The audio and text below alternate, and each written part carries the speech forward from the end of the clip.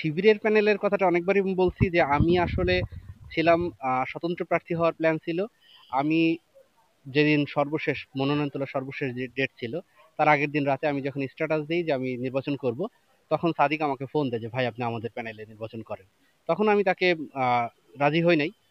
পরের দিন সকালবেলা 10টা পর্যন্ত আমার ইচ্ছা ছিল স্বতন্ত্র করার, কিন্তু স্বতন্ত্রতে আসলে আমি একা কুলে উঠতে পারবো কিনা এই একটা শঙ্কা ছিল আমার। তো সেই জায়গা থেকে আমার মনে হচ্ছিল যদি কোনো প্যানেল আমার সাথে যোগাযোগ করে তাহলে সেক্ষেত্রে হয়তো আমি নেগোসিয়েশনে যাব। তো তারা আমার সাথে খুবই আন্তরিকতার সাথে যোগাযোগ করে এবং তাদের প্যানেলের বৈশিষ্ট্য যখন বলে যে তারা একটা ইনক্লুসিভ প্যানেল করতেছে, সেখানে ক্ষুদ্র নৃগোষ্ঠীর এক ভাই আছেন, ফিজিক্যালি ডিসেবলড এক ভাই আছেন, আর তারপরে 4জন আপু আছেন। তো সেই জায়গা থেকে আমার মনে হলো যে আমরা যে জুলাই যে ইনক্লুসিভ বাংলাদেশের স্বপ্ন দেখেছি, সেই ইনক্লুসিভ বাংলাদেশের মতো একটা ইনক্লুসিভ প্যানেল, এবং তারা আমার সাথে খুবই আন্তরিকতার সাথে যোগাযোগ করছে, সেই জন্য আসলে তাদের প্যানেলে যাওয়া। ভাই অনেকেই তো অনেক কথা বলে, ডাকসু আসার পরে তো অনেকের কথাই অনেকভাবে শোনা যাচ্ছে। কেউ বলে শিবির, কেউ বলে ছাত্রলীগ, কেউ বলে বাম। এটা ভাই আসলে একটা কালচার হয়ে দাঁড়াইছে, এই ট্যাগিং কালচার। তো আমি দেখেন এই জুলাই আহত হওয়ার আগেও বলেছি, আহত হওয়ার পরে আমি তো অনেক জায়গায় আমি বলেছি, বারবার বলছি যে জুলাই আমাদের আন্দোলনটা কিন্তু শুরু হয় আসলে ট্যাগিং এর যে কালচার, এই ট্যাগিং এর কালচারটাকে ভেঙে দিয়ে যখন আমরা 14 জুলাই রাতে আমরা স্লোগান দিই তুমি কে আমি কে রাজাকার রাজাকার, এটা কিন্তু আসলে আমরা যে ট্যাগিংটাকে ডিনাউন্স করে দিচ্ছি, সেটাকে আমরা একেবারে ধূলিসাৎ করে দিচ্ছি, সেই জায়গা থেকে কিন্তু জুলাইয়ের শুরুটা।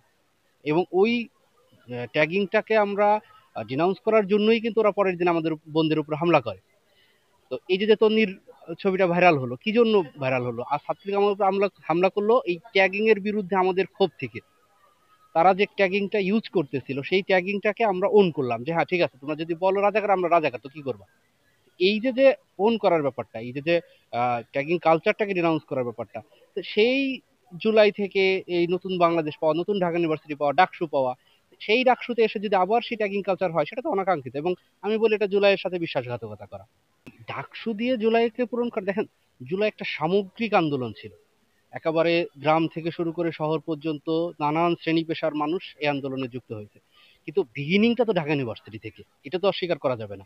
তো সেই ঢাকা ইউনিভার্সিটিতে যদি ছাত্রদের, শিক্ষার্থীদের প্রতিনিধিত্ব করা যায়, তাহলে আমি মনে করি অন্তত যতটুক যে জায়গাটুকু আমি পাবো, সেই জায়গা থেকে যতটুকু করা যায় আমি সেটা করার চেষ্টা করবো। এখন পুরো সারা দেশে করার মতো ক্যাপাবিলিটি তো আমার নাই, কিন্তু আমি যদি ছাত্রদের প্রতিনিধিত্ব, শিক্ষার্থীদের প্রতিনিধিত্ব করতে পারি, তাহলে আমার ভয়েসটা আমি মানুষের কাছে পৌঁছাতে পারবো। সেই জায়গা থেকে আসলে এখানে আসা। না দেখেন, যে কোনো নির্বাচনের ক্ষেত্রে আমরা জুলাইয়ে আন্দোলন করছিলাম কিন্তু কোটা বিরোধী আন্দোলন, বিগিনিংটা এটা ছিল। তো এখন কথা হচ্ছে যে আমি জুলাই আন্দোলন করছি বলে আমাকে একেবারে আহ, আহ, পুরো খোলা মাঠ, ফাঁকা মাঠ দিয়ে দেয়া, আমি মনে করি এটা সমীচীন না।